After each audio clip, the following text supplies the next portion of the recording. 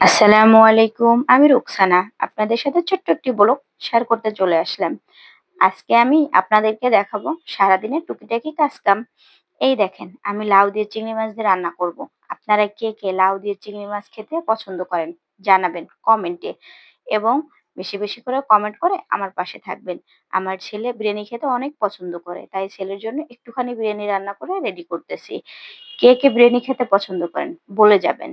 চিংড়ি মাছটা ভাজা শুরু করে দেব। চিংড়ি মাছটা যদিও বা কষায় রান্না করা যেত, কিন্তু আমি একটু লাউ দিয়ে রান্না করব তার জন্য একটু ভেজে দিলাম। কারণ ভেজে দিলে চিংড়ি মাছটা আলাদা একটা স্বাদ আসে তার জন্য। আপনারাও এভাবে ট্রাই করে দেখতে পারেন। তার পাশাপাশি আমি একটু চপ করে নিলাম, ডালের চপ। চিকেন দিয়ে ডাল দিয়ে চপটা করেছি। অনেক স্বাদ, খেতে অনেক টেস্টি। আপনারা ট্রাই করে দেখতে পারেন। লাল শাক ভাজি করলাম। কে লাল শাক খেতে পছন্দ করেন? চিংড়ি মাছ দিয়ে একটু লাউ শাকও করে নিলাম। আমার কিন্তু অনেক পছন্দ। বাই, আল্লাহ হাফেজ।